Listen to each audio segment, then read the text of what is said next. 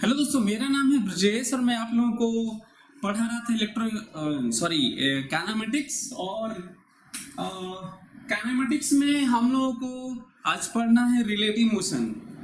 और आज जो रिलेटिव मोशन पढ़ने वाले हैं, गुड मॉर्निंग एवरीवन। आज जो हम लोग रिलेटिव मोशन पढ़ने वाले हैं वो सबसे ज़्यादा इम्पोर्टेंट टॉपिक है। और यदि मैं कहूँ कि ये केवल काइनेमेटिक्स का इम्पोर्टेंट नहीं है, फिजिक्स का नहीं है, बल्कि सारे सब्जेक्ट का है, बल्कि इवन यदि ये कहूँ कि पूरे लाइफ का है, ये पूरे इवोल्यूशन का है, पूरे यूनिवर्स का है, तो भी गलत नहीं होगा। बल्कि हो सकता है अंडरस्टैंडिंग आपकी थोड़ी कम हो जाए, अलग बात है, लेकिन ये सही होगा कहना। तो आज हम लोग सबसे ज्यादा ऑडिबल है, यहाँ पे सभी लोग सुन पा रहे हैं मेरी बात? रिप्लाई करो तो मैं अपना शुरू करूं यार।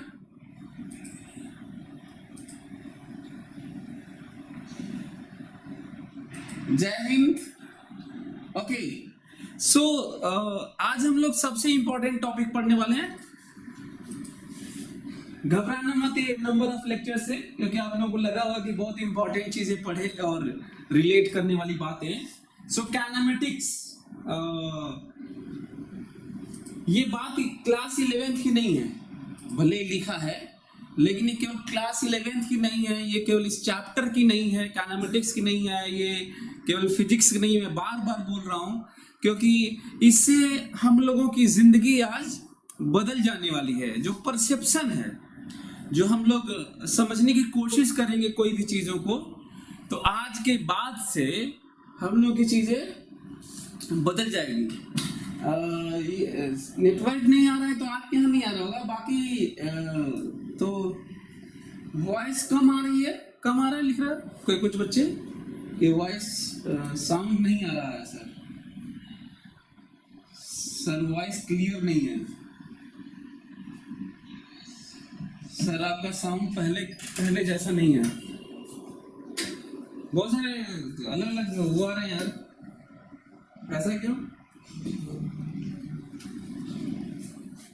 तो साउंड सही करवा रहे हैं अभी? हाँ, ओके। हम लोगों को बात करनी है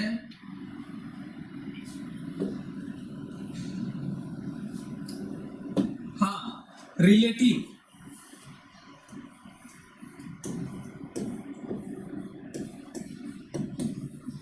रिलेटिव एनीथिंग, मतलब मैं केवल रिलेटिव लिखा हूं।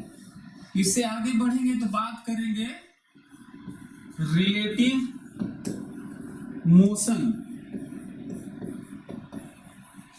और उसके जस्ट बात जो होगी रिफरेंस फ्रेम।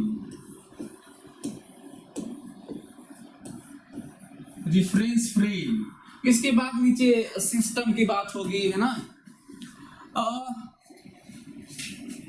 आप देख रहे होंगे पहला मैं जो वर्ड लिखा हूं वो लिखा हूं रिलेटिव। साउंड सही नहीं आ रहा है,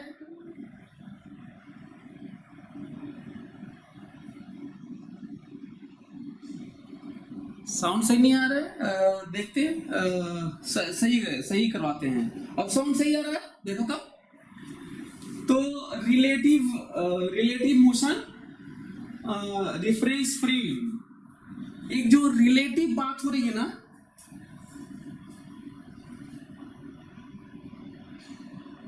साउंड अभी भी सही नहीं आ रहा है।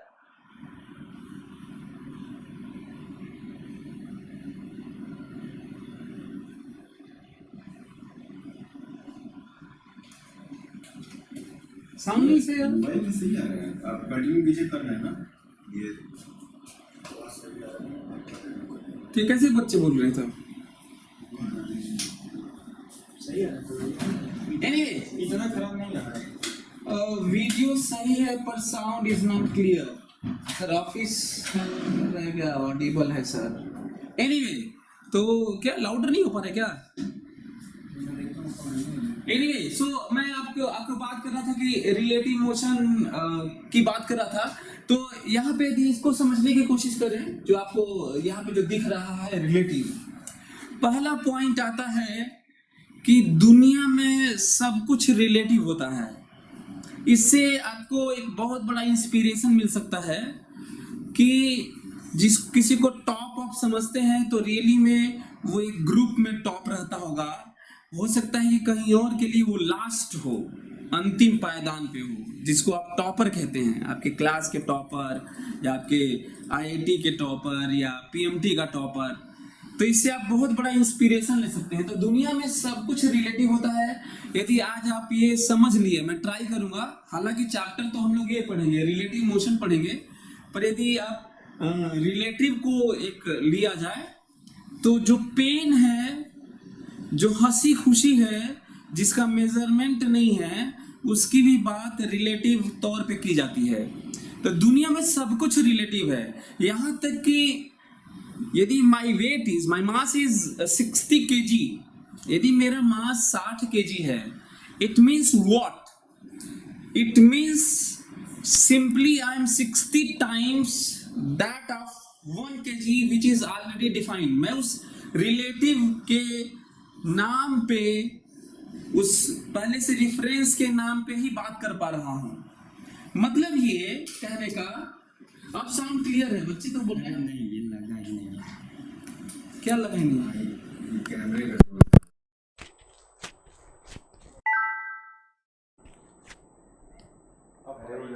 अब क्लियर है sound? Is it clear right now?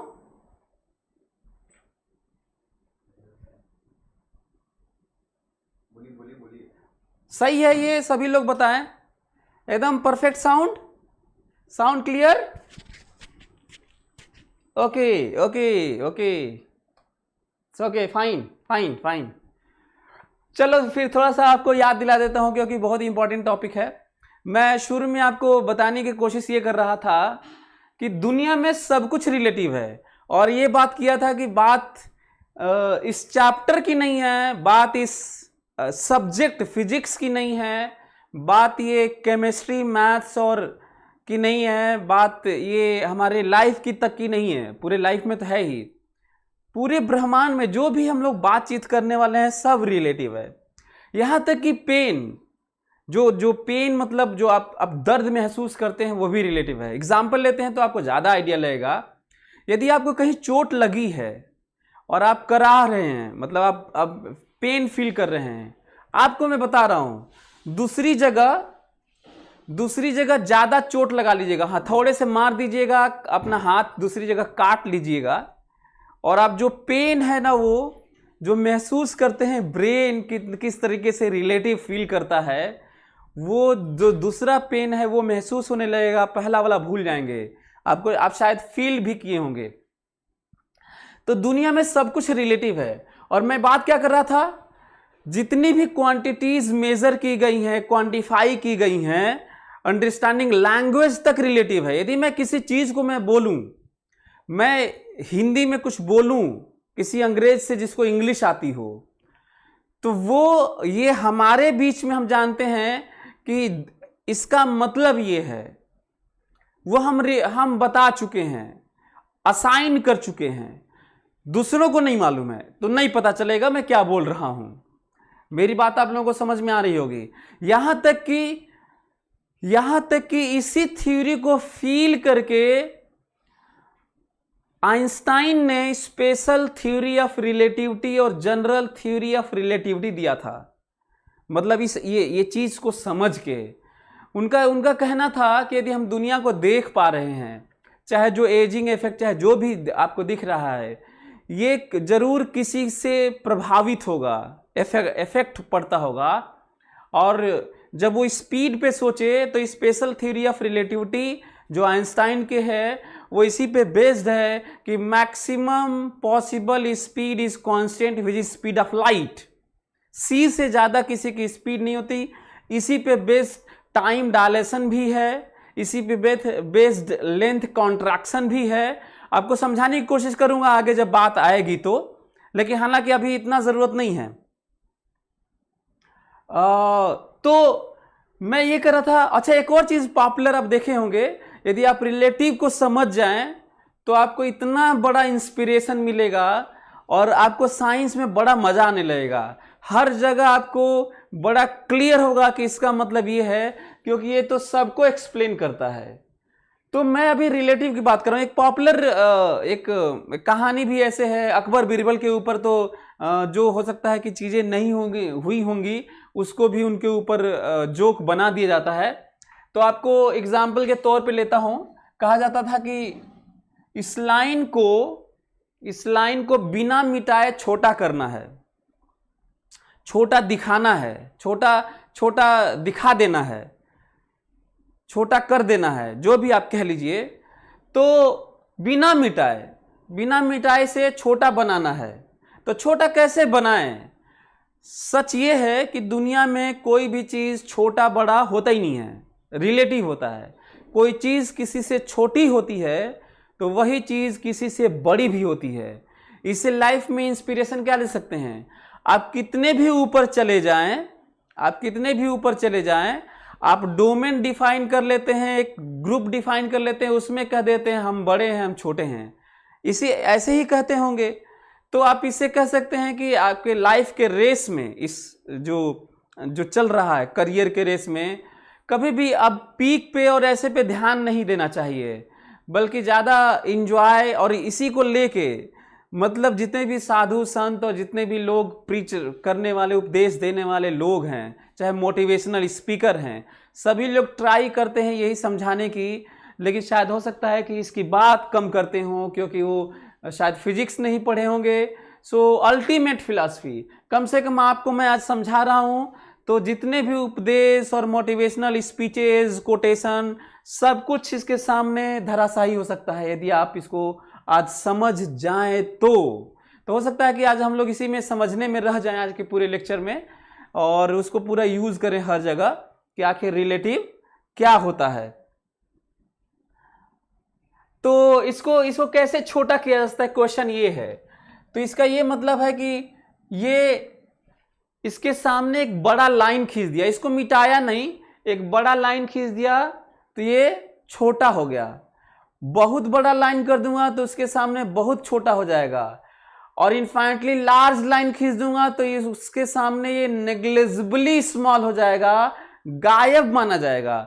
Exactly same यदि मैं ये कहूं कि मैं दुनिया में कितना छोटा हूं, अर्थ के रिस्पेक्ट में, सन के, सोलर सिस्टम के रिस्पेक्ट में, स्टार्स के रिस्पेक्ट में, relative to the stars, galaxy के रिस्पेक्ट में, यूनिवर्स के रिस्पेक्ट में मैं कितना छोटा, कितना तुच्छ हूं, तो एट द सेम टाइम मैं कहूंगा आई am a giant body with respect two electron, proton, neutron, atoms. मतलब इलेक्ट्रॉन से मैं वैसा ही बड़ा हूं, इलेक्ट्रॉन से मैं उसी प्रपोर्शन में बड़ा हूं, मैं बहुत विशाल हूं इलेक्ट्रॉन के रिस्पेक्ट में, जिस रिस्पेक्ट में मेरे से यूनिवर्स बड़ा है, अर्थ बड़ा है, सन बड़ा है।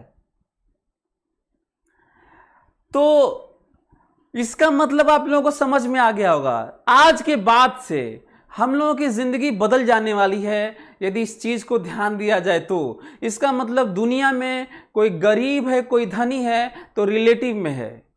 मैं कई बार बात भी किया हूं, आज फिर से यही बात कर रहा हूं कि यदि कोई किसी के पास 1 अरब रुपया है, 1 अरब रुपया है, इमेजिन करना है, अब ये एक्चुअल पे नहीं जा रहे हैं हम लोग, किसी के पास 1 अरब रुपया है, तो वो जिसके पास 10 to power 20 रुपीज है, उसके सामने ये भिखारी है, उसके घर में झाड़ू पोछा लगाता है, उसका बाथरूम साफ करता है। लेकिन वही 1 अरब रुपए वाले के घर में जिसके पास 100 रुपए है, वो वाला जाके 1 अरब वाले के यहाँ झाड़ू पोछा लगाता है। जिसके पास 100 रुपए है वो 10 to power -10 वाले से इनफाइनेटली लार्ज रीच है। तो ये हमको लगता है कि सभी लोगों को समझ में आना चाहिए। तो ये मोटिवेशनल स्पीकर्स, कोटेशन, स्टोरीज और प्रीच, उपदेश, स्क्रिप्चर्स जितने भी हमारे धर्म में है और सिखाने वाले हैं, प्रॉफिट जितने भी आए संदेश देने वाले, गॉड का सो कॉल्ड, तो हमें लगता है कि सब इसके सामने ही ध्वस्त हो जाते हैं। इसका मतलब आज का लेक्चर जो है बहुत इंपॉर्टेंट है। और ये मैं एग्जाम्पल भी लिया था कि बिना रेफरेंस के दुनिया में कोई भी चीज डिफाइन नहीं है, कोई भी चीज डिफाइन नहीं है। Reference, and that reference is relative obviously. यदि मैं आपसे कहूं कि मेरा 60 kg है तो उसका कोई मतलब नहीं है कि मैं 60 kg का हूं। 60 kg तभी मतलब है जब 1 kg ऑलरेडी डिफाइन है। I am 60 times of that 1 kg which is already defined. Relative to that I am 60 times. ठीक है, तो पेन वाली बात और दर्द वाली और ये सब चीजें, सो ये एक बात हुई। और इसको अब आप लोग हमेशा इसको ध्यान रखिएगा। यहां तक कि आइंस्टाइन का जो स्पेशल थ्योरी ऑफ रिलेटिविटी है जो मैं बात कर रहा था, वो भी अब सोचिए कि वो कितने इंटेलिजेंट थे, जीनियस माइंड, कि उन्होंने स्पीड ऑफ लाइट को सोच के कहा कि क्या उससे ज्यादा किसी की स्पीड होगी तो क्या होगी। उनके पास कोई प्रूफ इस तरह का नहीं था। उन्होंने कहा this is ultimate speed in the universe, और उसी को लेके उन्होंने टाइम तक रिलेटिव कर दिया। और बात हुई टाइम डायलेशन की। अगले क्लास में यदि या फिर कभी मैं आपको प्रूव करके दिखाऊंगा कि किस तरीके से टाइम रिलेटिव होता है। ट्विन पैराडॉक्स किस तरीके से, एक ही आप सुने भी होंगे कि जुड़वा बच्चे थे और एक स्पीड ऑफ लाइट से पूरा इधर उधर घूम के 60-70 साल बाद आया तो वो बच्चा ही रह गया, और यहाँ वाला जो अर्थ पे था वो बूढ़ा हो चुका था, जबकि दोनों एनीवे सो हमको लगता है कि मेरी बात आप लोगों को समझ में आ गई होगी। तो एक तो बड़ा पॉइंट है रिलेटिव, एक तो बड़ा पॉइंट है रिलेटिव। दूसरा, उस रिलेटिव में ही इसमें तो सब कुछ है इसमें, लेकिन ये हम लोगों को पढ़ना है। इसका मतलब जब सब कुछ रिलेटिव होता है दुनिया में, यदि दुनिया में सब कुछ रिलेटिव है तो मोशन भी रिलेटिव होता होगा, पोजीशन भी रिलेटिव होता होगा, वेलोसिटी, एक्सेलरेशन, सब कुछ दुनिया में रिलेटिव होता होगा फिर तो इसका मतलब हम लोगों को ये पढ़ना है। और जो इन दोनों की बात हो रही थी वही बात दोनों के लिए जरूरत है, और स्पेसिफिक तौर पे हम किस तरीके से देख रहे हैं। 1 kg के रिस्पेक्ट में देख रहे हैं। मेरा 60 kg, मैं 60 kg का, यदि रेफरेंस फ्रेम टाइम्स के नाम पे 5 kg बना दिया जाए, आई am 12 times of that 5 kg। 5 kg को रेफरेंस बना दें कि यूनिट यही रहेगा, तो उसे तो मैं 12, तब तो 12 ही हूं। मतलब 5 kg इज इक्वल टू 1 चाउ माउ सपोज, सो आई एम 12 चाउ माउ। मतलब कुछ भी ऐसे डिफाइन कर लूं तो आप सोचिए किस तरीके से। सो यदि आप इसको समझ रहे हैं ना, इसको आपको पता है, यदि आप अच्छे से समझें और अप्लाई करना सीख जाएं, देखना सीख जाएं, कीन ऑब्जर्वर हो जाएं, तो वो दिन दूर नहीं होगा जब आप कुछ डिस्कवर करेंगे या इन्वेंट करेंगे या कोई चीज़ ऐसा करेंगे जो दुनिया याद रखेगी। ऐसा नहीं है कि जो लोग बड़ा काम किए हैं या कुछ बनाए हैं, कुछ कहे हैं, कुछ लिखे हैं, आर्टिस्टिक फॉर्म में कुछ बड़ा नाम कमाए हैं, तो कोई अलग से नहीं आए, हम ही आपके बीच में से रहे हैं। तो ये देखने की कोशिश करेंगे, आपको बड़ा मजा आएगा। अपने दिमाग में इसको बैठा लीजिए और कभी भी हताश निराश मत होइएगा।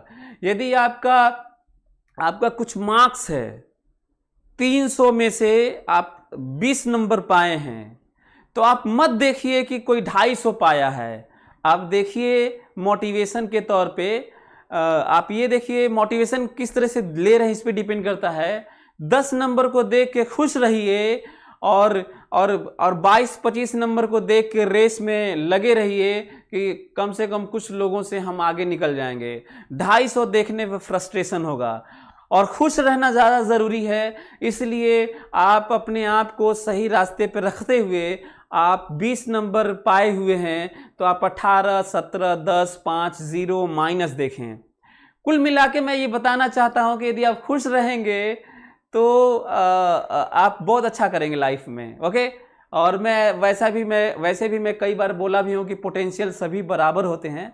उनके पैटर्न, उनके तरीके, उनकी सराउंडिंग, उनका जो जर्नी होता है वो इस तरह का हॉन्ट करता है, इस तरह का पीछा नहीं छोड़ता, इस तरह से कि वो थोड़ा फ्रस्ट्रेट होकर अच्छा नहीं कर पाता। एनीवे, हमको लगता है कि अब तो ये क्या है, तब रिफरेंस फ्रेम क्या है? सो रिफरेंस फ्रेम है हम कहां से चीजों को देख रहे हैं, किसके रिस्पेक्ट में देख रहे हैं, किससे रिलेट करके देख रहे हैं, किससे कितना टाइम्स या कितना फोल्ड, कितना बाई देख रहे हैं। इस पे डिपेंड करता है कि हम किसी चीज को क्या बता रहे हैं। एग्जाम्पल के तौर पे हमें बहुत अफसोस है कि मैं फिजिकली आप लोगों के सामने प्रेजेंट नहीं हूं, नहीं तो मैं क्लास में जो बोलता हूं सबसे पहले रिलेटिव मोशन में यहीं से शुरुआत करता हूं कि आप हमको बताइए कि मैं रेस्ट में हूं कि नहीं। तो बच्चे तो अपना थोड़ा दिमाग लगा कर देते हैं, सर रेस्ट में नहीं है, कहीं से पता किए रहते हैं, मेरा लेक्चर चाहे सीनियर से मिले होते हैं।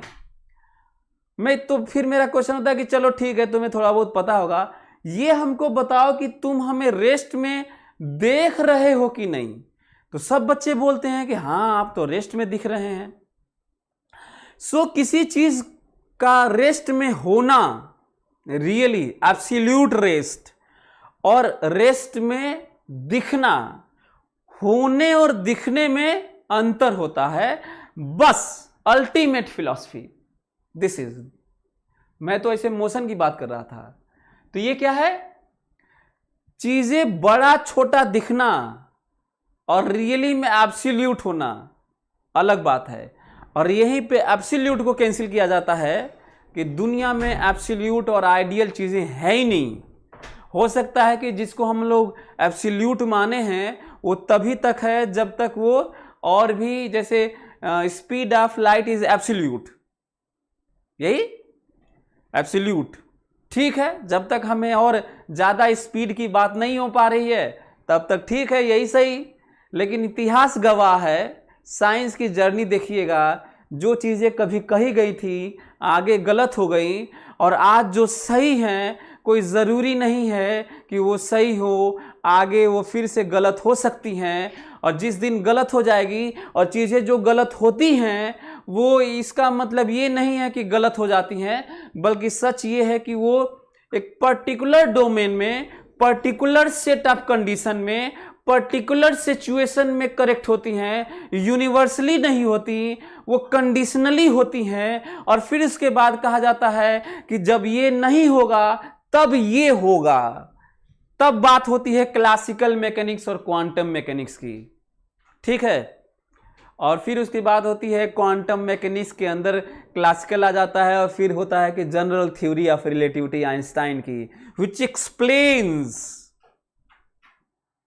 Everything, every phenomena in the world. Anyway, फिलहाल टिल नाउ मैं अभी तक की बात कर रहा हूं। फिर से साइंस ऐसा ही है, साइंस तब तक अपनी बात करता रहता है, उसमें बदलाव होता है तो कहता है कि दिस इज कंडीशनली ट्रू। सो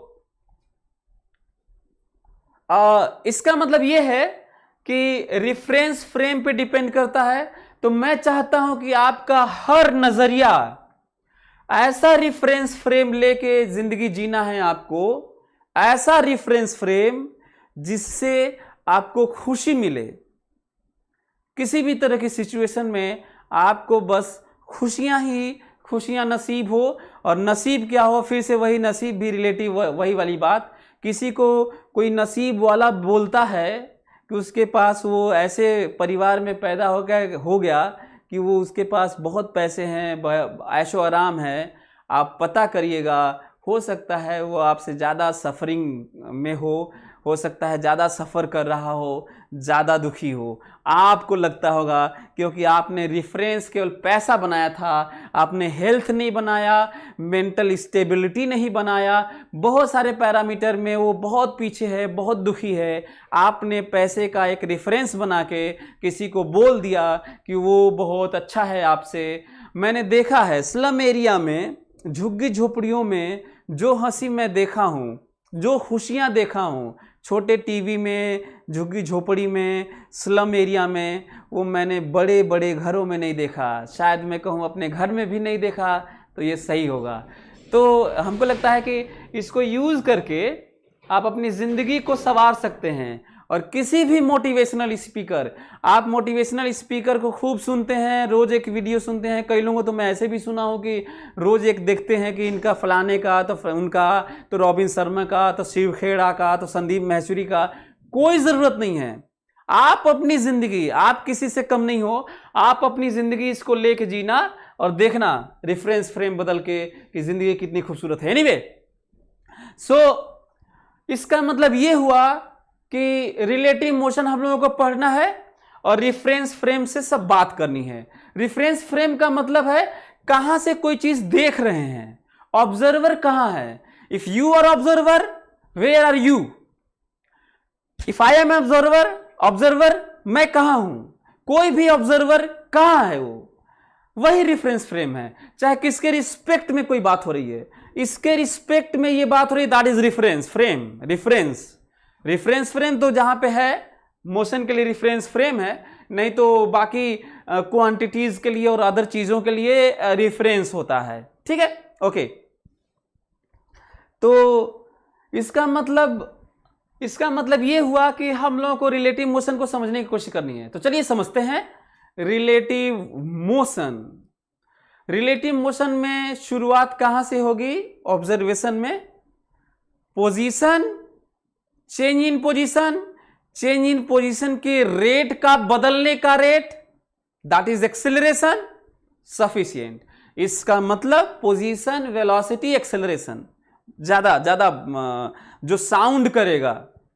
जो ज्यादा साउंड करेगा, तीन चीजें।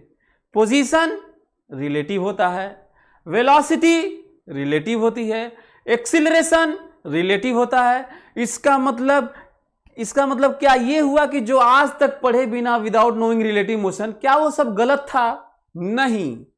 कुछ चीजें बाय डिफॉल्ट मान ली जाती हैं। जो कुछ इससे पहले हम लोग बात कर रहे थे, अंडरस्टूड था वो कि अर्थ को रेस्ट में, ग्राउंड को रेस्ट में रेफरेंस मान के, रेफरेंस आ गया, रेफरेंस मान के बातचीत हो रही थी।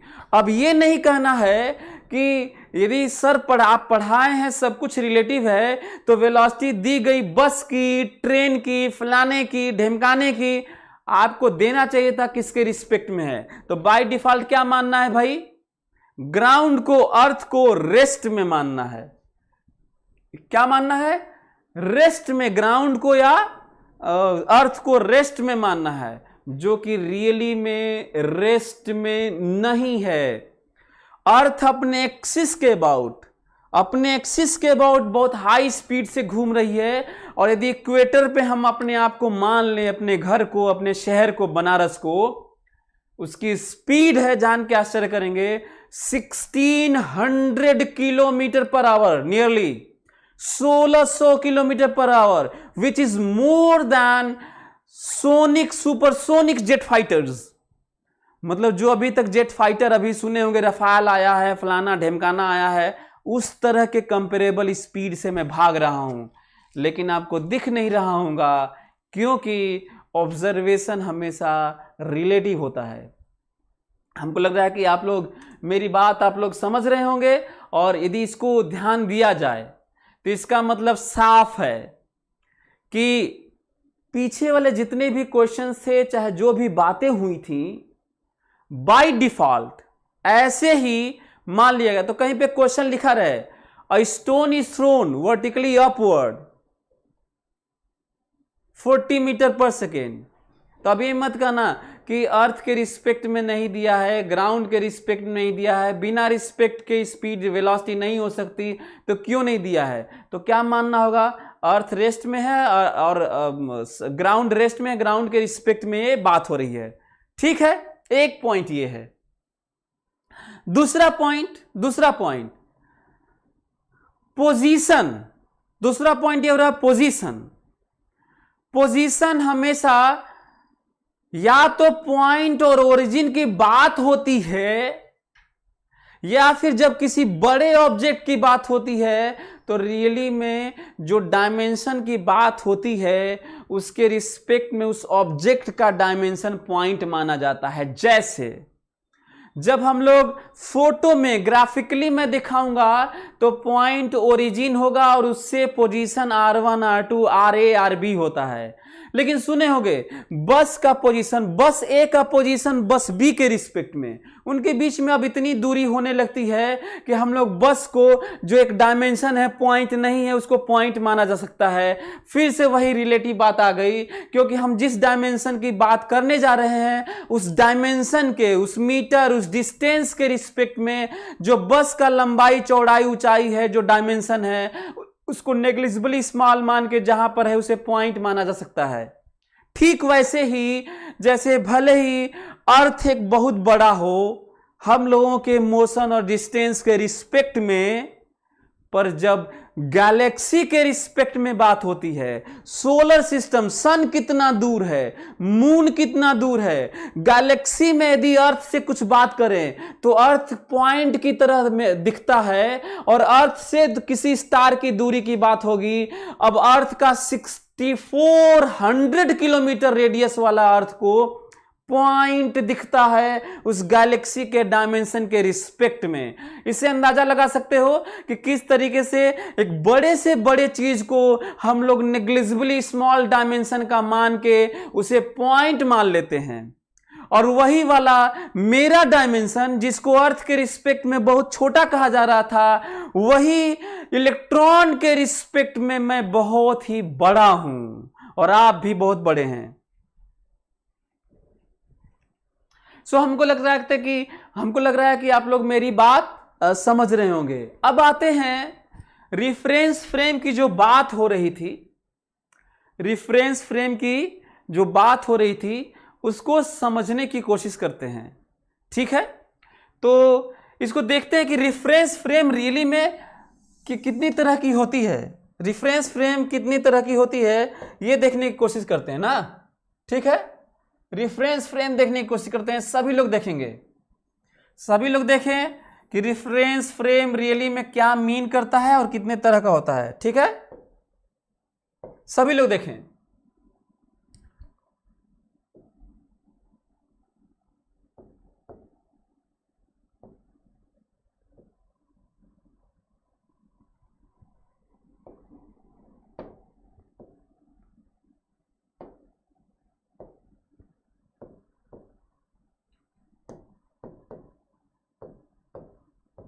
Reference frame, reference frame, inertial frame of reference,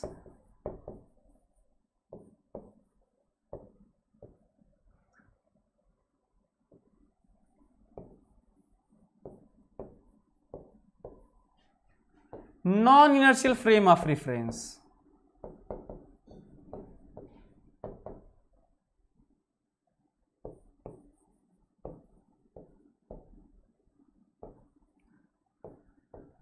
सभी लोग मेरी बात ध्यान से सुनेंगे।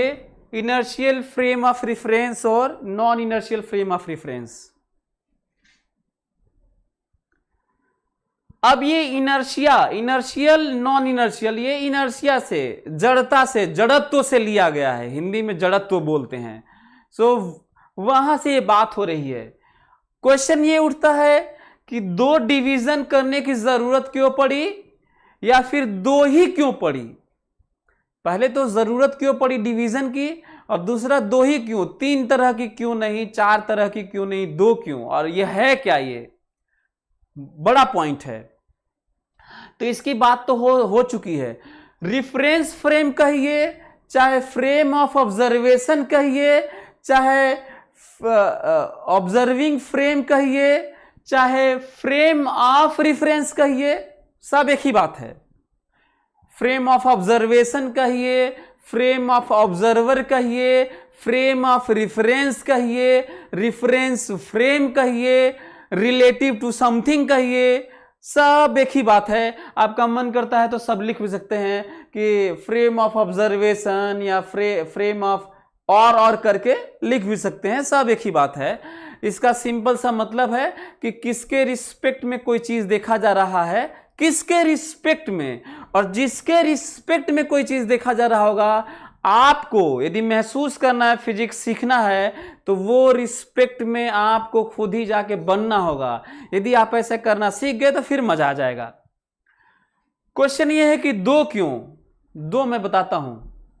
न्यूटन्स लॉज ऑफ मोशन को वैलिडिटी या फिर जर्क और एक्सेलरेशन फील करने वाली बात को लेके ये बनाया गया है। पहला पॉइंट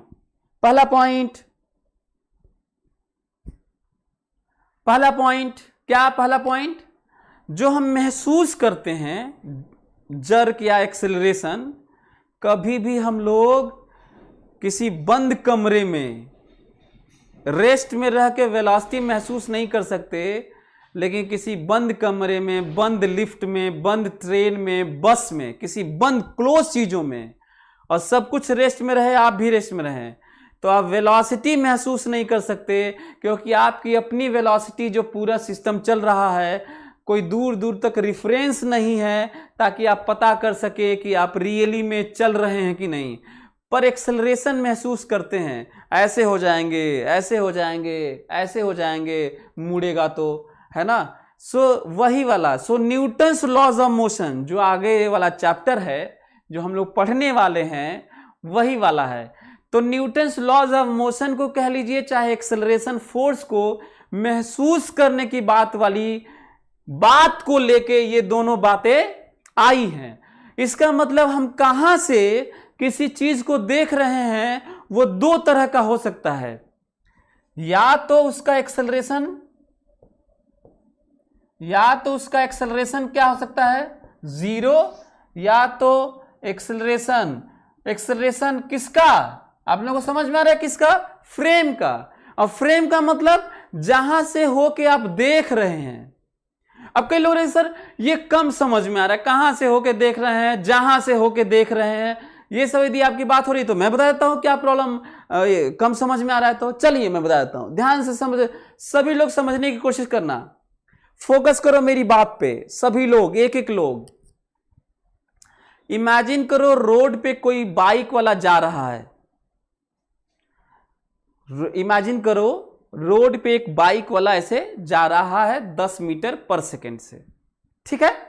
ओके, मैं ये समझा रहा हूं, रेफरेंस फ्रेम समझा रहा हूं ना, रेफरेंस फ्रेम, और ये समझाने की कोशिश कर रहा हूं। एक बाइक वाला 10 मीटर पर सेकेंड से जा रहा है, तो बाइक वाला अपना जा रहा है। देखने वाले लोगों को सुनो, मैं रोड पे बगल में खड़ा होकर देख रहा हूं कि बाइक वाला उधर 10 मीटर पर सेकेंड से जा रहा है।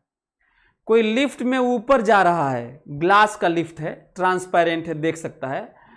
कोई आदमी है लिफ्ट में ऊपर जा रहा है, बुर्ज खलीफा उतना ऊंचा जा रहा है, बड़ी तेजी से जा रहा है, और देख रहा है नीचे एक बाइक वाला जा रहा है। एक एरोप्लेन में टेक ऑफ किया है ऐसे एंगल पे, और वो देख रहा है बाइक वाले को। उधर से एक आदमी 20 मीटर पर सेकेंड से आ रहा है और बाइक वाले को देख रहा है। एक आदमी बस में इधर जा रहा है 40 मीटर पर सेकेंड से, बाइक वाले को देख रहा है, ठीक है? कितनी पॉसिबिलिटी हुई। एक बाइक वाला जो जा रहा था, उसी के पीछे बैठा हुआ एक आदमी देख ही नहीं पा रहा था कि वो जा भी रहा है। वो तो बगल में जमीन उमीन देख लिया था, नहीं तो उसके रिस्पेक्ट में तो रेस्ट में था। मेरे कहने का ये मतलब है कि उस बाइक वाले को देखने वाला ऑब्जर्वर बस में हो सकता है, प्लेन में हो सकता है, लिफ्ट में हो सकता है, उधर से आ सकता है, खड़ा रह सकता है, वो पता नहीं किसी भी तरीके से रहते हुए उस बाइक वाले को देख सकता है। और सभी के लिए अलग अलग वेलोसिटी, डायरेक्शन, सब कुछ होगा, एक्सेलरेशन और फलाना, this that, distance, everything surprising. समझ में आ रहा है? जैसे एग्जांपल लेते हैं, पोजीशन। यदि कोई उधर खड़ा है, जो मेरे रिस्पेक्ट में यदि कोई खड़ा है उधर, ये देखो, ये पेन मेरे रिस्पेक्ट में ये पश्चिम की तरफ है, लेकिन किसी और के रिस्पेक्ट में कहेगा कि ये दक्षिण की तरफ है, किसी और के रिस्पेक्ट में ये पूरब की तरफ है, किसी के रिस्पेक्ट में ये डाउन है, और किसी के रिस्पेक्ट में ये अप है। सरप्राइजिंग पोजीशन बता रहा था मैं अभी, मतलब कोई कह रहा था कि ये पेन मेरे से पश्चिम में है, तो कोई बता रहा था नहीं नीचे है, ये कोई कह रहा है ऊपर है, और पेन वही है। क्या ये बात आप समझ रहे हैं? यदि आप समझ रहे हैं, फार्मूला कब स्टार्ट होगा? कोई रिया पता नहीं क्या जो भी है, फार्मूला तुम्हें बता दूं, जो लोग फार्मूला का वेट कर रहे हैं वो फार्मूला ही यदि देखना है तो किताबों में है, जाके देख लेना। फार्मूला जानने से ही चीज़ें समझ में आ जाती, तो आज मैं इतना बड़ा लेक्चर नहीं दे रहा होता। तो इसीलिए ध्यान से समझने की कोशिश करो, और फार्मूला छोड़ो, फार्मूला तो कुछ है ही नहीं, फार्मूला में कुछ नहीं रखा है, ठीक है। तो मैं आप लोगों को बता रहा था कि यदि 0 है फ्रेम, इसका मतलब जो ऑब्जर्वर था ना, लिफ्ट में ऑब्जर्वर था तो वो लिफ्ट फ्रेम है, बस में था तो बस फ्रेम है, किसी कार्ट पे था तो वो फ्रेम है, रिक्शे पे था वो फ्रेम है, ग्राउंड पे था तो ग्राउंड ही फ्रेम है। मतलब ऑब्जर्वर को घेर देना है, ऐसे ऐसे ऐसे ऐसे ऐसे, और यदि वो चल रहा है ऑब्जर्वर तो उसको चलाना है। दैट फ्रेम, फोटो फ्रेम देखे होगे, चाहे देखे होगे न्यूज में देखे होगे कि कोई बम ब्लास्ट करके देखा है, सीसी कैमरे में कैद हुआ है, तो ध्यान देते होगे उसमें दिखाता होगा, फ्रेम बना दिया होगा। That is frame of observer, frame of वो रखने वाला उसको बना दिया और कह रहा है कि ये पॉइंटेड रहता है, बम रख के भागता है कि ये देखिए ये है वाहियात आदमी, ये है आतंकवादी, ये देखिए रख के कुकर, साइकिल पे बम और फलाना रख के भाग रहा है, तो फ्रेम बनाते होंगे, ब्लिंक करता हुआ ऐसे चलाता रहता है। That is frame. So observer जहां है उसे ही, वो कहां है उसे ही फ्रेम कहते हैं। अच्छा, ए फ्रेम, यदि वो फ्रेम एक्सिलरेटेड है, जो जिसको देखा जा रहा है वो नहीं, जहां से देखा जा रहा है, जो ऑब्जर्वर है, दो चीजें हैं ना, एक तो किसी चीज को देखा जा रहा है और एक देखने वाला है। तो देखने वाला होता है रिफरेंस फ्रेम। मैं कहां हूं, यदि वो जिसको मैं देख रहा हूं वो एक्सिलरेटेड है, क्या है, मोशन में है, भाड़ में जाए, उससे कोई मतलब नहीं है। हम क्या हैं, हम एक्सिलरेटेड हैं कि नहीं, उससे डिपेंड करता है कि इनर्शियल फ्रेम है कि नॉन इनर्शियल फ्रेम है। और एक किसके लिए है? NLM, Newton's laws of motion. आप लोग लिख सकते हैं, यहां पे क्या है, यहां पे वेलोसिटी कांस्टेंट, v कांस्टेंट है ये, और जीरो कांस्टेंट ऑलवेज, या तो रेस्ट में रहे या तो कांस्टेंट रहे, and this v is varying.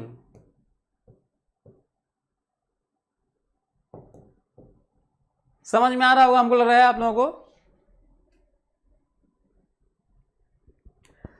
कोई बोल रहा है कि वो भी किसी के रिस्पेक्ट में एक्सेलरेटेड है, बिल्कुल सही प्रणव साहू। अभी धीरे धीरे चीजें आ जाएंगी कि वो भी किसी के रिस्पेक्ट में ही है, और ये रिस्पेक्ट ही चलता रहेगा, तो ये भी ठीक है। सो जल्दी से सभी लोग लिख लो, तो हम लोग थोड़ा आगे बढ़ जाएं। आज हम लोगों को यही समझने की कोशिश करेंगे सभी लोग, तो जल्दी से इसको लिख लो, ये वाला लिख लो, रिलेटिव मोशन का एक पॉइंट है। पिछला वाला भी जो लिखा था वो लिखना चाहिए था, और ये लिख लो, और नीचे लिख लो कि क्यों दो डिवाइड है ये। इसके नीचे लिखो Newton's laws of motion is valid, Newton's laws of motion are valid with respect to inertial frame of reference. Write down it. ध्यान से,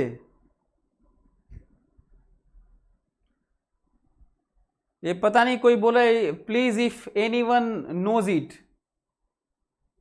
मतलब जो मैं बता रहा हूं तुम जानते हो।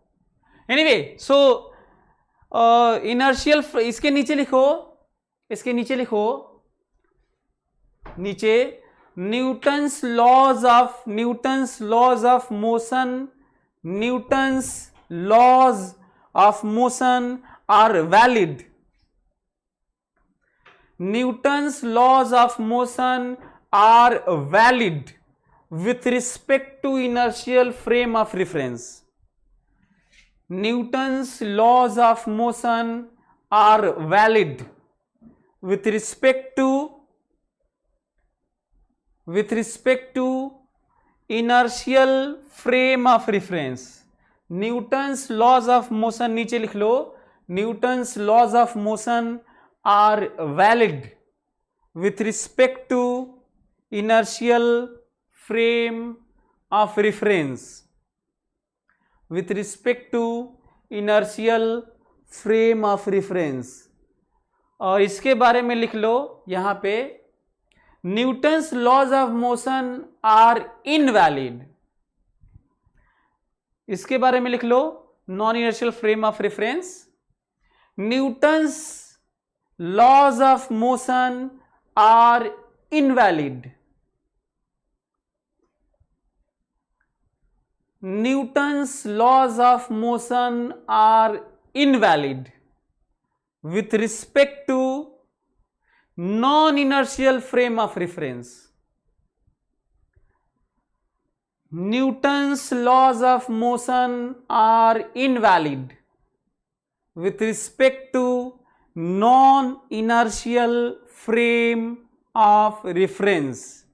और किताबों में इसको अच्छे से नहीं दिया हुआ है, पता नहीं क्यों डायरेक्ट ऐसे लिख दिया गया है कि इसके रिस्पेक्ट में, जबकि सच ये है कि सूडो फोर्स और डेलिम्बर्ट प्रिंसिपल को लेके जब हम लगाते हैं तो Newton's laws of motion valid भी हो जाता है. तो किताबों में बहुत अच्छे से एक्सप्लेन नहीं किया. किताब का नाम लेना सही नहीं है, ऑलमोस्ट सारी ही किताबों में इसी तरह की बात की हुई है. तो जो मैं महसूस किया, समझने की कोशिश किया, यदि हम एक सूडो फोर्स, हिडन फोर्स लगा देते हैं और Newton's laws of motion valid हो जाता है, तो आखिर फिर क्यों कहा जाता है ये कि वैलिड नहीं है. जो 3 लॉज पढ़ते हैं हम लोग आगे, तो हम लोग को आने वाला है, पढ़ने वाले हैं, उस समय और ज़्यादा आपको क्लियर होगा. तो क्या लिखना है, थोड़ा ऐड कर लेना. Newton's laws of motion are invalid या नॉट वैलिड. इनवैलिड या नॉट वैलिड एक ही बात है. नॉट अप्लीकेबल एक ही बात है. So Newton's laws of motion are not valid या Newton's laws of motion are invalid with respect to non inertial frame of reference after considering real forces only. ये बहुत इंपॉर्टेंट है.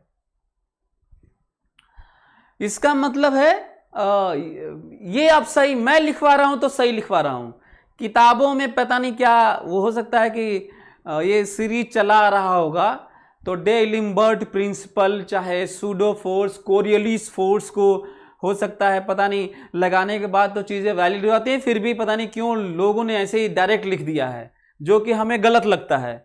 सो क्या लिखेंगे, Newton's laws of motion are not valid or invalid with respect to non inertial frame of reference after considering real forces only.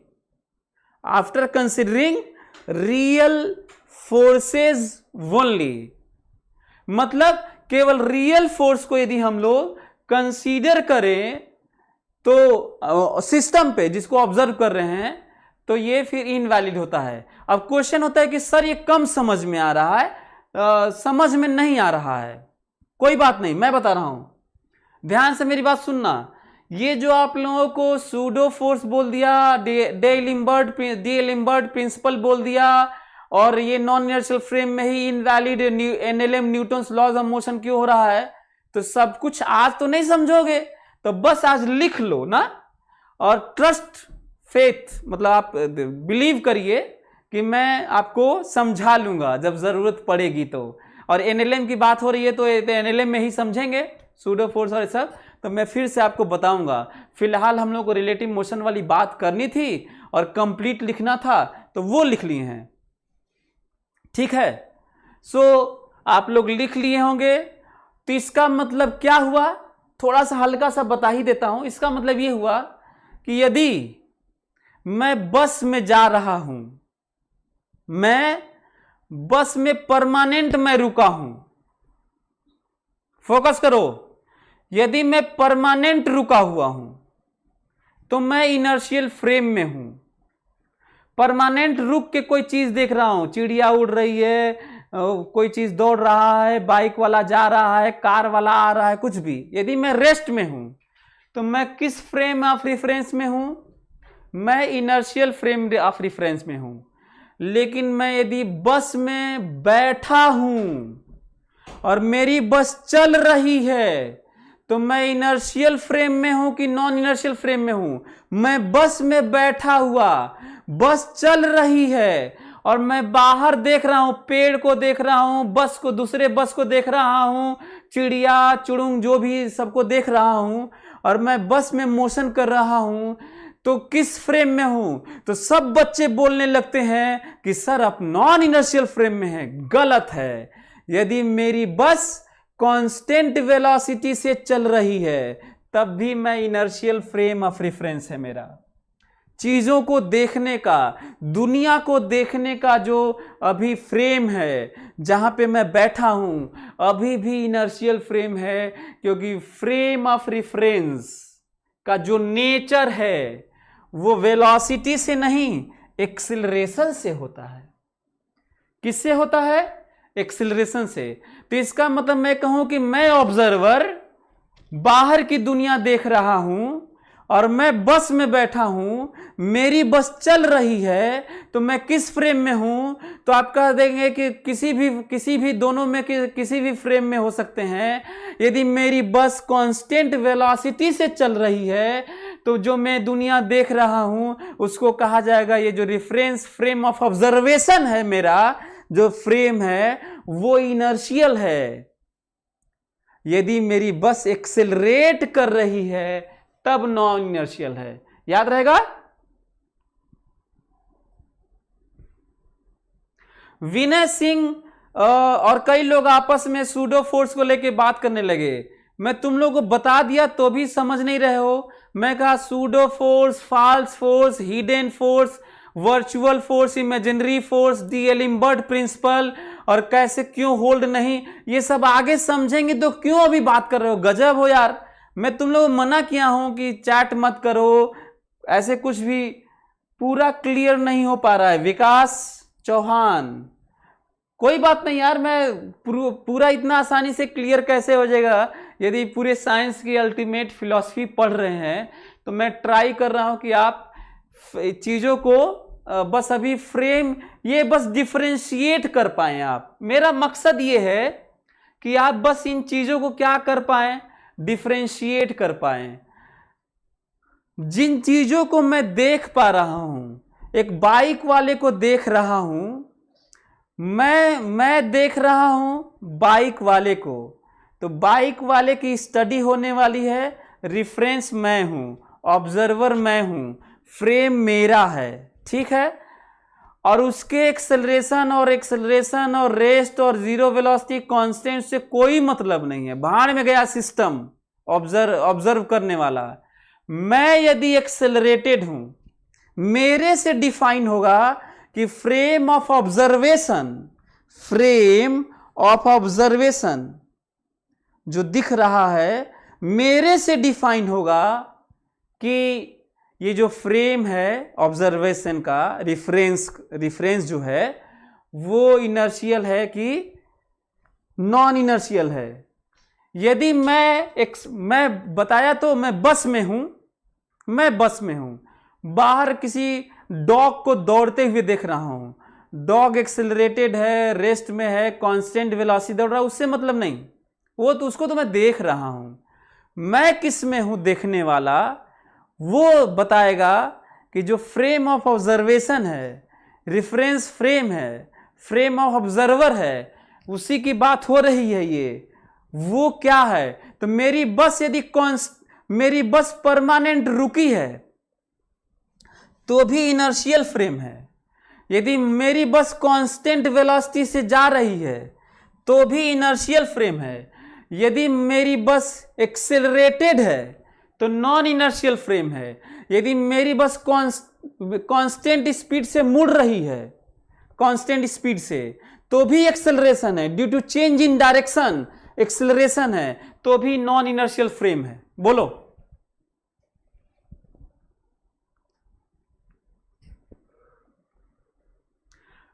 यदि अब इतने पे भी क्लियर नहीं हुआ है तो थोड़ा और वेट करो ना, कुछ बच्चों को अभी भी क्लियर नहीं हुआ है तो कुछ और वेट करते हैं और समझने की कोशिश करते हैं। दूसरा, ध्यान से सभी लोग मेरी बात समझेंगे। पहले तो ये कि मैं कैमरे को देख रहा हूं, बड़ा पॉइंट आप समझने की कोशिश करो। मैं कैमरे को देख रहा हूं, कैमरा हमको रेस्ट में नजर आ रहा है, तो ये रिलेटिव है। कैमरा मेरे रिस्पेक्ट में रेस्ट में है।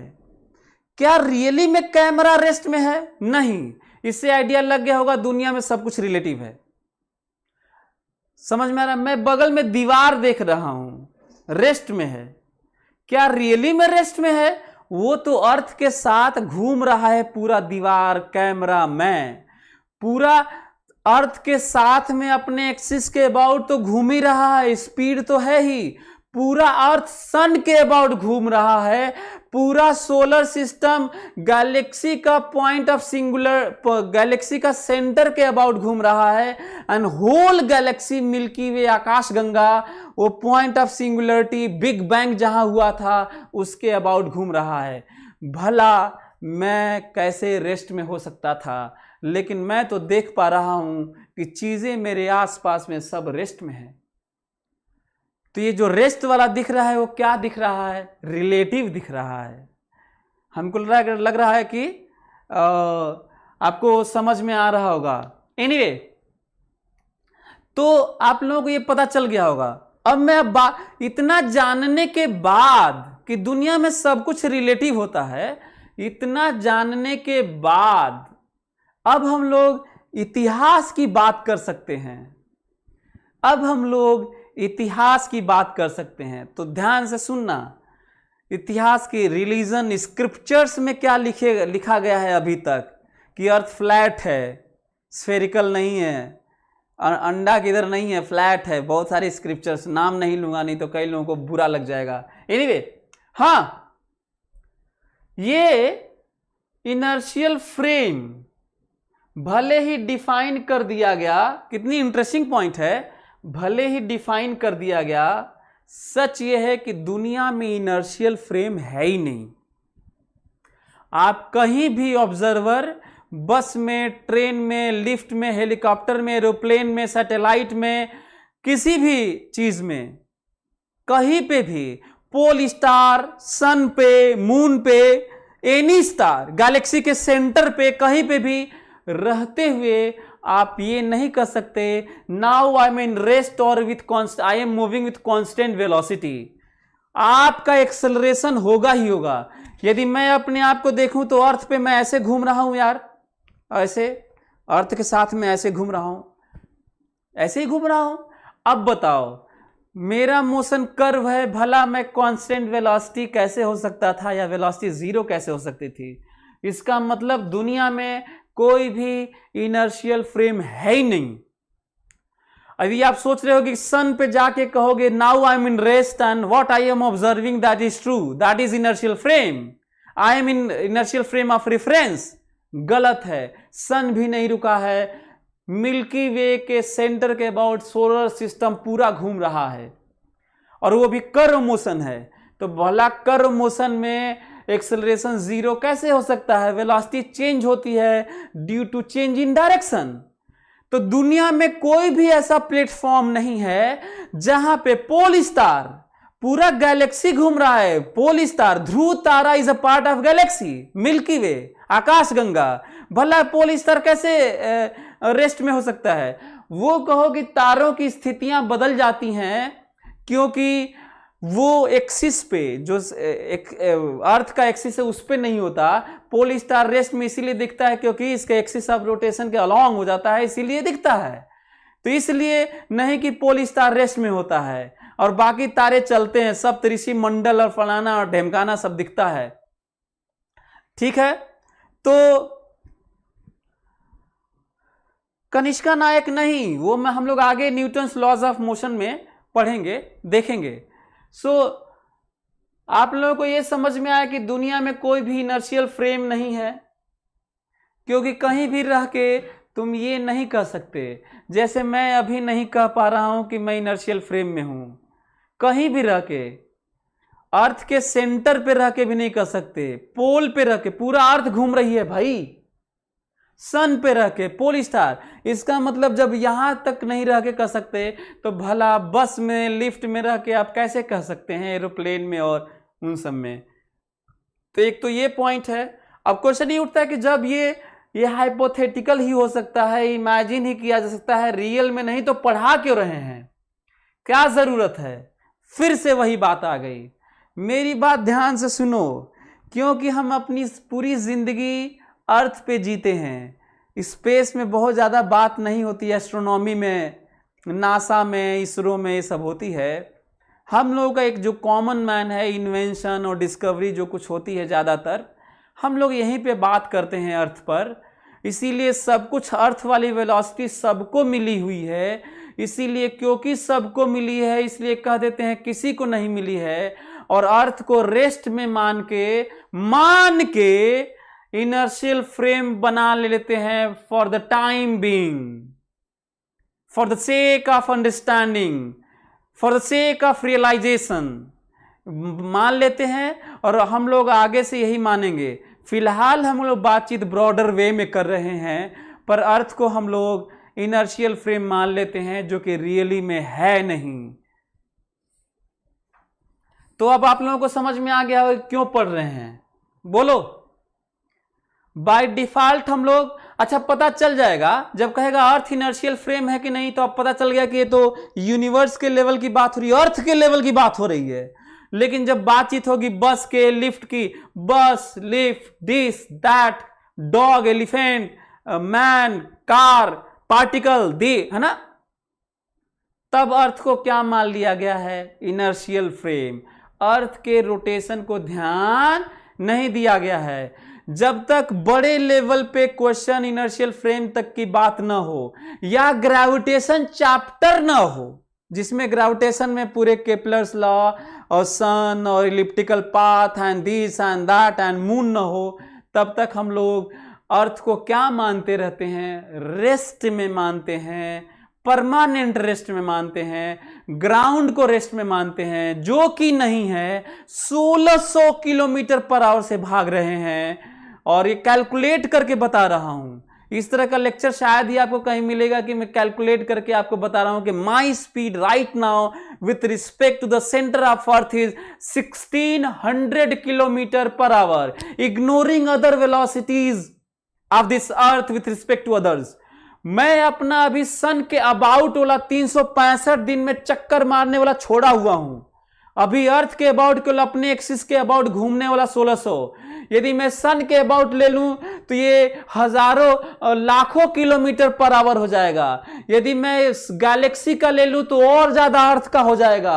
यदि गैलेक्सी का भी पॉइंट ऑफ सिंगुलरिटी के अबाउट ले लूं तो और ज्यादा हो जाएगा। इससे इमेजिन कर सकते हैं माई स्पीड राइट नाउ इज अरबों खरबों kilometre per our right now. अभी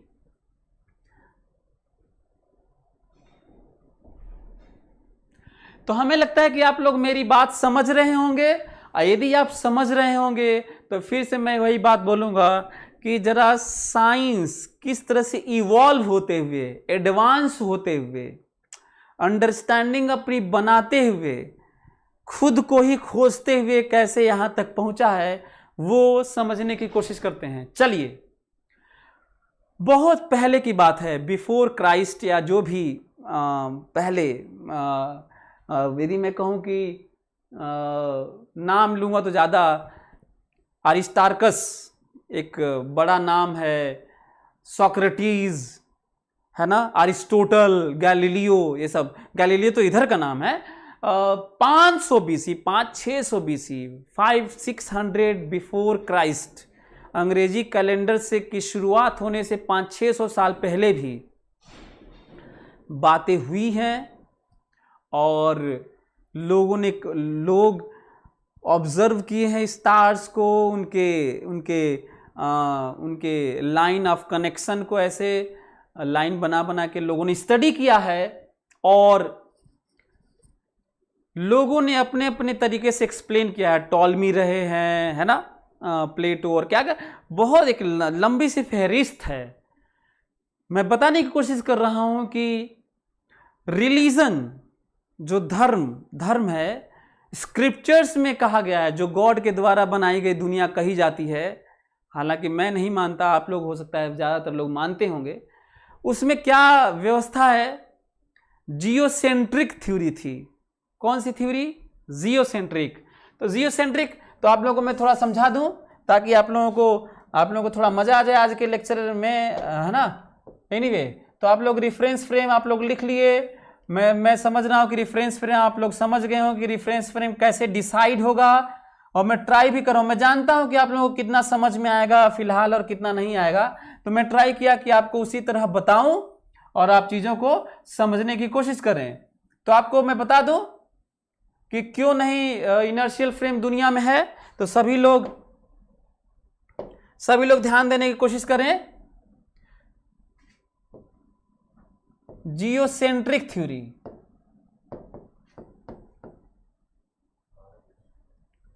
और हीलियोसेंट्रिक थ्योरी,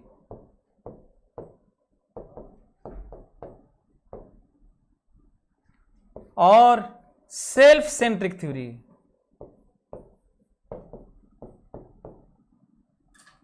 हाँ,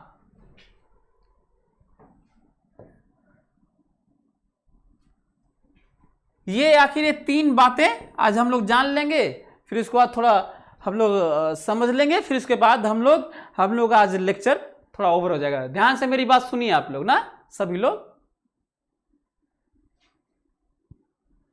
उल्टा तो नहीं दिख रहा है? सही है ये? हाँ, यहां पे उल्टा दिख रहा है। Anyway, geocentric theory Latin word है ये। जियो मीन्स अर्थ, सेंट्रिक थ्योरी। जब तक साइंस का बहुत ज़्यादा एडवांसमेंट नहीं हुआ था, तो स्क्रिप्चर्स में सब जगह पहले, जब ये स्क्रिप्चर्स मतलब जो हमारे काव्य हैं, ग्रंथ हैं, जिनसे उपदेश लेके जो मौलवी और पंडा लोग, चाहे जो फादर पादरी जो भी उपदेश देते हैं, जो रिफरेंस लेके, that is scriptures. Geocentric theory की बात की गई है। Earth is the centre of whole universe. Earth ही पूरे ब्रह्मांड का केंद्र है, and everything is moving around it. Earth ही पूरे ब्रह्मांड का केंद्र है और बाकी सारी चीजें चल रही हैं। ऐसा क्यों कहा गया? इसलिए कहा गया कि क्या आपको लगता है कि अर्थ चल रही है? आप अर्थ पे खड़े होंगे, बैठे होंगे, आपको लगता है कि अर्थ चल रही है? तो आपका आंसर होगा नहीं। तो कहीं भी जाके देखेंगे आपको लगेगा कि अर्थ रेस्ट में है, और आपको दिखेगा कि सन ईस्ट में निकला, ऐसे जा रहा है, उधर डूब गया। मून निकला, यहाँ से गया उधर। स्टार्स यहाँ से वहाँ, शाम को यहाँ दिखे, बाद में वहाँ दिखे। इस तरह का देखा गया। देखने वाले नेकेड आई से ऑब्जर्व करते रहे और जियोसेंट्रिक थ्योरी दे डाले। सभी लोग जियोसेंट्रिक थ्योरी के आगे लिख लें।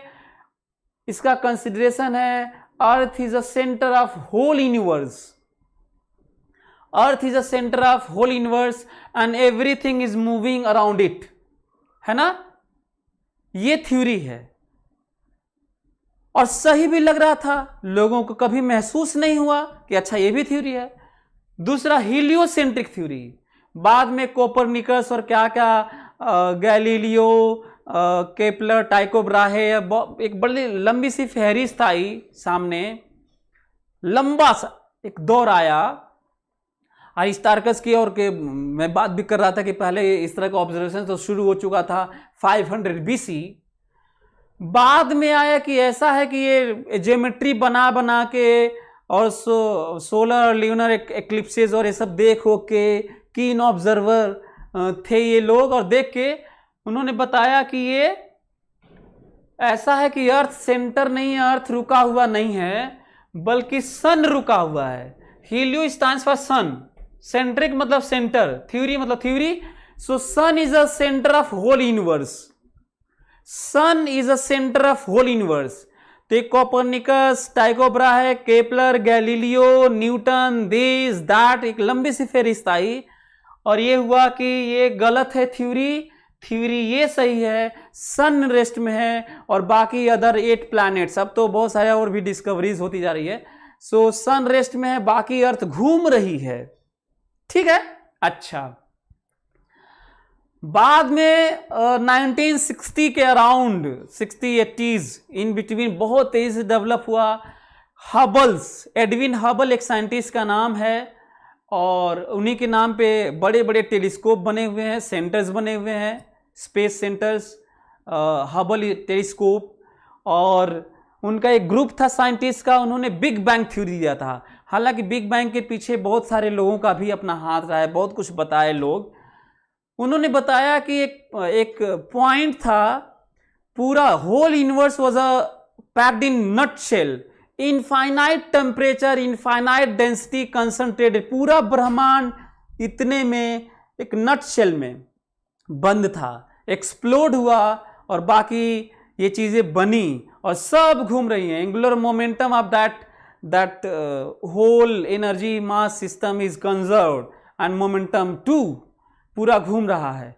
यही कारण है कि 100 मिलियन गैलेक्सीज हैं और हर गैलेक्सी में 100 बिलियन स्टार्स हैं। 100 बिलियन गैलेक्सी हैं।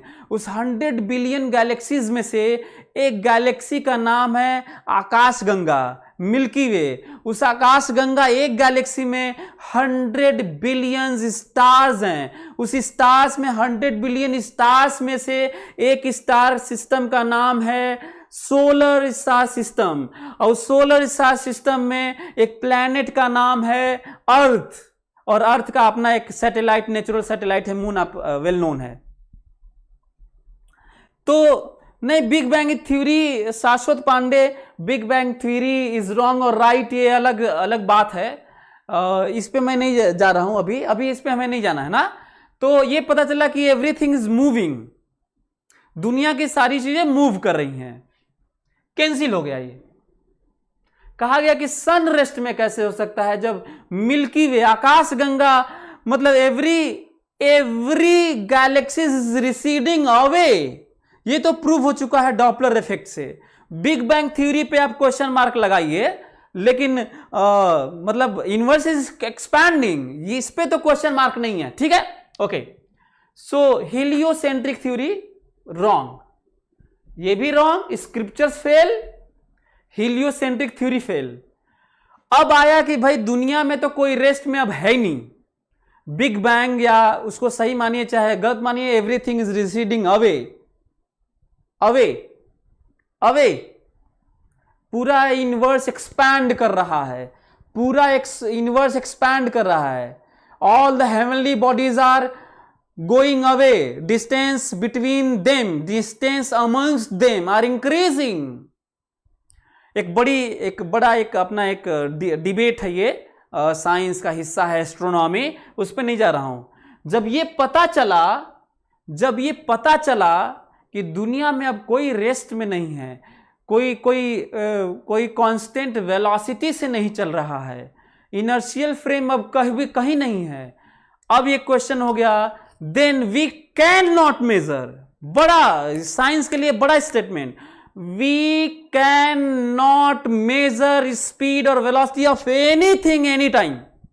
दुनिया में अब किसी भी चीज की वेलोसिटी और एक्सेलरेशन, अब ये सब चीजें मेजर नहीं की जा सकती हैं एग्जैक्ट, क्योंकि before being to measure anything you have to come in rest. आपको रेस्ट में आना होगा, नहीं तो वेलोसिटी, रेस्ट में आएंगे तभी एक्चुअल वेलोसिटी मेजर कर पाएंगे। यदि आप मोशन में होंगे तो आप रिलेटिव मोशन ही मेजर कर पाएंगे, ऑब्वियस सी बात है। अब ये मत कहना कि सर स्पीड ऑफ लाइट को कैसे मेजर किया गया ना, तो फिर से वो अलग थ्योरी है। फिलहाल जो मैं बता रहा हूं उसको सुनने की जरूरत है। तब एक काम का जीने का एक तरीका कहा गया, जीने का एक तरीका बनाया गया, ठीक है। क्या बनाया गया ये कहा गया कि यहां से देखोगे तो सही होगा, सब कुछ गलत हो गया, यहां से देखोगे तो सही होगा तो ये भी गलत हो गया। बाद में ये बिग बैंग थ्योरी, इसको बिग बैंग भी लिख सकते हैं इसके बीच में। अच्छा है, बिग बैंग थ्योरी को यदि बिग बैंग थ्योरी को यदि हम लोग सही न भी माने तो एवरीथिंग इज रिसीडिंग ना, दो दूर जा रहे हैं, तो बिग बैंग थ्योरी आ गई, वो कह दिया कि ऐसा है भाई कि ये भी सही नहीं है, सब कुछ मूव कर रहा है। मजबूरी में कहना पड़ा ऑब्जर्वेशन, और फिर लौट के वहीं चले गए। कहा गया कि I am the not, earth is not a centre of whole universe, sun is not a centre of whole universe, center of galaxy is not a center of whole universe, that point of singularity where big bang was created, explosion was there happened, so वो भी नहीं है क्योंकि identify नहीं, पता नहीं चला। मजबूरी है, I am the center of whole universe, what I am observing that is true, self centric, I am the self centric theory, मतलब सब गया भाड़ में, कुल गया भाड़ में। यदि ऐसा कह दिया जाए कि जो तुम देख रहे हो सही नहीं है, जो वेलोसिटी कह रहे हो सही नहीं है, तो एक काम किया जाएगा, एक काम करें, जो हम देख रहे हैं वही सही है, जो हम महसूस कर रहे हैं वही सही है। I am the centre of whole universe, मैं ही ब्रह्मांड का केंद्र हूं, जो मैं देखूंगा वही सही है, बस। मैं तो कहता हूं कि यदि दुनिया को देखना है तो एक कहीं पे लिख लेना बड़े से कि भाड़ में जाए दुनिया, हम बजाए हारमोनिया। इस टाइप की जिंदगी जीना शुरू करना, तुम्हारी जिंदगी बहुत खूबसूरत हो जाएगी। और ये कह के अपनी जिंदगी जियो, पढ़ो, समझो। और वही बात हुई सेल्फ सेंट्रिक थ्योरी में कि भाड़ में जाए थ्योरी, भाड़ में जाए दुनिया और हम बजाए हारमोनिया। मतलब हम तो अब तो हम जो देखेंगे, मोशन, जो कुछ महसूस करेंगे, देखेंगे, वही सच है। That is self centric theory, that is self centric theory. आप लोगों को, हमको लगता है कि आप लोगों को सबको मजा आया होगा। अब हम लोग वीडियोस देख लेते हैं, मोशन देख लेते हैं, फटाफट उसकी बात कर लेते हैं, और अगले क्लास में हम लोग फार्मूला और उसको समझने की कोशिश करेंगे, ठीक है? तो सभी लोग देखें, तो मेरी बात सुने ध्यान से। ये देखिए, यदि आप ऑब्जर्व करेंगे तो ये गाड़ी चल रही होगी, ऑब्जर्व करेंगे तो आप देखेंगे कि ये गाड़ी, ये देखिए चल रही है, और चीजें ऐसा लग रहा है कि मोशन इधर हो रहा है, चाहे ऐसे आता हुआ नजर आ रहा है। इसमें उतना क्लियर नहीं है लेकिन आप देखेंगे तो ऐसे आता हुआ नजर आ रहा है। ये रिलेटिव मोशन है। जब आप मोशन करते हैं, ऐसे जाते हैं, तो आप अपने आप को क्या कहेंगे? रेस्ट में, और चीजें कहेंगे कि सारी चीजें चल रही हैं, इधर आ रही हैं। दूसरा पॉइंट, ये देखिए, यदि आप किसी बस में बैठे हुए हैं, इसके रिस्पेक्ट में रेस्ट में है। यदि रेस्ट में नहीं होता तो डिस्टेंस घटता बढ़ता ना। ये अंदर में सभी चीजें एक दूसरे के रिस्पेक्ट में रेस्ट में है, और बाहर की चीजें ऐसा लग रहा है कि पीछे भाग रही हैं, जबकि ऐसा नहीं है। ये सेल्फ सेंट्रिक थ्योरी कहता है कि आई एम रेस्ट, एंड पेड़ पौधा, घर गृहस्थी, खेत खलिहान आर मूविंग बैक साइड, जबकि ये ट्रू नहीं है। लेकिन सेल्फ सेंट्रिक कहता है इट इज ट्रू।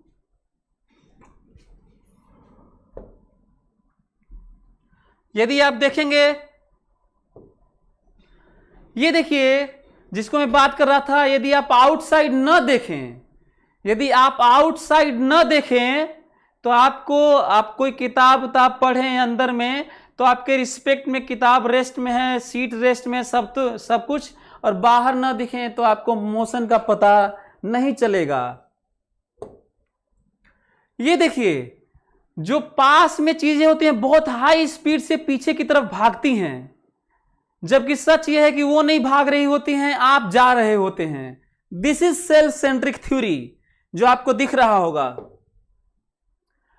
ये है, ये आप देखेंगे, ऑब्जर्व करिएगा, वेलोसिटी उसकी भी उतनी ही होती है जो करीब में होती हैं चीजें, और वेलोसिटी दूर वाले की भी उतनी ही होती है जो ज्यादा डिस्टेंस पे होती हैं, उनकी भी वेलोसिटी बैक साइड ऑब्जर्वेशन लेकिन गड़बड़ क्या होता है, आपको दिखेगा पास वाली चीजें ज्यादा तेजी से भाग रही हैं और दूर वाली चीजें ज्यादा तेजी से नहीं पीछे भाग रही हैं। और यही रिलेटिव मोशन है कि क्योंकि ये आपको एंगुलर वेलोसिटी के तौर पे दिखता है, जबकि वेलोसिटी उसका भी सेम होता है, डिस्टेंस होता है, इसलिए इस तरह का डिफरेंस आता है और आपको अर्थ घूमती हुई ऐसा लगता है, लेकिन ऐसा होता नहीं है। सो पास वाली चीजें ज्यादा तेजी से भागती हैं, दूर वाली चीजें क्योंकि एंगल कम बन रहा होता है, हमारा आंख का जो सेंसेशन है वो एंगल वाले को लेके परसीव करता है। तो दूर से एंगल कम बनेगा और पास से एंगल ज्यादा बनेगा, इसीलिए वेलोसिटी हमें ज्यादा महसूस होती है, जबकि पीछे जाने का रेट सब पॉइंट का सेम होता है। और जब इस तरह का वेलोसिटी डिफरेंस होता है तो इसके रिस्पेक्ट में ऐसा लगता है कि बगल वाला ये बहुत तेजी से पीछे जा रहा है और ऐसा लगता है कि घूम रहा है ऐसे ऐसे।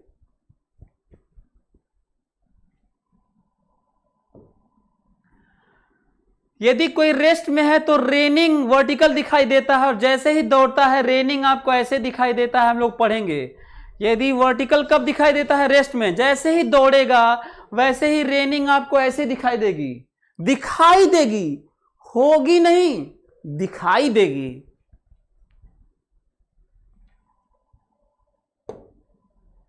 ये देखिए जिसकी मैं बात कर रहा था, 30 किलोमीटर पर second Earth's orbit. How much high speed is not per hour?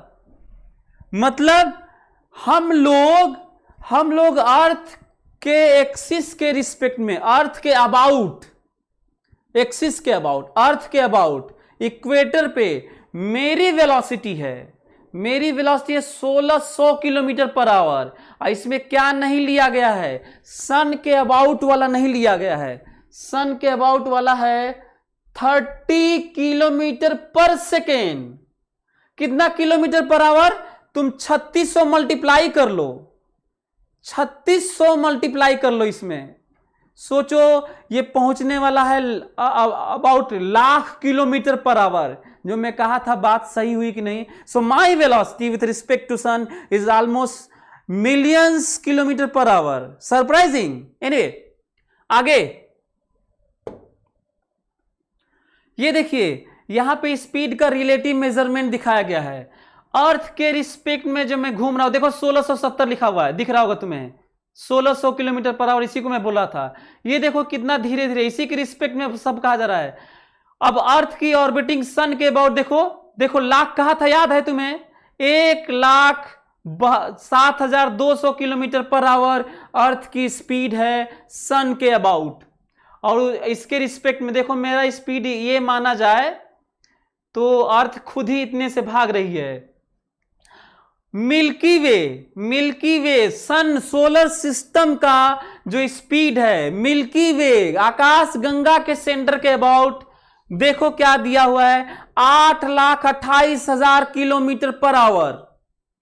8,28,000 kilometre per our कितना स्पीड से रिवॉल्व कर रहा है, देखो ये फोटो में।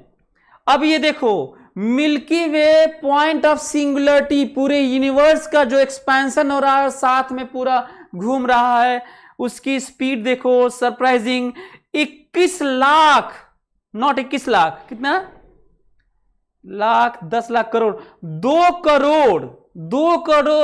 Crore 1,60,000, 2 crore 1,60,000 kilometre per our, 600 kilometre पर सेकेंड, 600 किलोमीटर पर सेकेंड। ये 21, सॉरी नॉट 2 करोड़, 21,60,000। ये सोच रहा था कि करोड़ कैसे है। नहीं, 21,60,000। This not 2 crore 1,60,000, this 21,60,000 kilometre per our. और हमको लग रहा है आप यदि 21 लाख किलोमीटर पर आवर तो स्पीड ऑफ लाइट के कंपेरेबल तो नहीं, लेकिन थोड़ा सरप्राइजिंग है। इससे आप अंदाजा लगा सकते हैं कि किस तरीके से हम लोग का स्पीड है। My speed is this much right now. देख रहे हो कितना, ये देखो स्पीड देखो इसके रिस्पेक्ट में स्पीड देखो, समझ आ रहा है? ये स्पीड है, ये वाला जो दिखा रहा है। एनीवे, तो हमको लगता है कि अंदाज भी नहीं लग पा रहा है, कोई बात नहीं, अंदाज नहीं। आज आप लोगों को, अच्छा हाँ, ध्यान से सुनना मेरी बात ना, ध्यान से, यदि इसको ये रेस्ट में है और ये घूम रहा है और इससे थोड़ी कम स्पीड इसकी है, एंगुलर स्पीड इसकी कम है, इसकी थोड़ी ज्यादा है, इसके येलो के रिस्पेक्ट में दोनों का सर्कुलर है। इंटरेस्टिंग पॉइंट, ध्यान से, ताकि हम लोग आगे ज्यादा इमेजिन कर पाए। इमेजिनेशन यदि आपका नहीं होगा, रिलेटिव मोशन और फिजिक्स आपको नहीं हो सकता, नहीं आ सकता। यदि ये रेस्ट में है, इन दोनों का सर्कुलर मोशन है, स्पीड तो आप देख ही पा रहे होंगे कि एंगुलर स्पीड दोनों का अलग अलग है। यदि आप इस पे बैठ जाएं, यदि आप ब्लू वाले पे बैठ जाएं, तो सेल्फ सेंट्रिक कहेगा आई एम इन रेस्ट। कैसे कहेगा? जैसे अभी मैं कह रहा हूं, जैसे आप जहां बैठे हुए हैं कह रहे हैं कि हम रेस्ट में हैं, तो ब्लू वाला कहेगा भाड़ में जाए दुनिया, हम बजाए हारमोनिया, हम रेस्ट में हैं, I am a centre of whole universe and what I am observing that is true, that is right. बाकी सब पेड़ भागते हैं, दीवार भागती है, फैन भागता है, सब कुछ चलता है, मैं हमेशा बस में बैठा हूं तो रेस्ट में हूं, लिफ्ट में बैठा हूं तो रेस्ट में हूं, कहीं भी हूं तो मैं रेस्ट में हूं, और जो मैं देख रहा हूं वही सही है। पता है, जब तुम इस पे बैठ के, मतलब इसके ब्लू के रिस्पेक्ट में बात करोगे, देखो येलो का मोशन कैसा होगा, ये देखो। येलो का मोशन तो ठीक है सर्कुलर होगा, लेकिन रेड का मोशन देखो कितना खतरनाक है। ये देखो रेड का मोशन, ये देखो रेड का मोशन, सरप्राइजिंग रेड का motion. So motion of red with respect to blue, motion of red with respect to blue is like this. मतलब सोचने में भी कितना कठिन लग रहा है कि ये क्या हो रहा है। धीरे धीरे और हम लोग समझने की कोशिश करेंगे। जो मैं तुम्हें आज हीलियोसेंट्रिक और जियोसेंट्रिक पढ़ाया था वो तुम्हारे सामने है। यदि सन को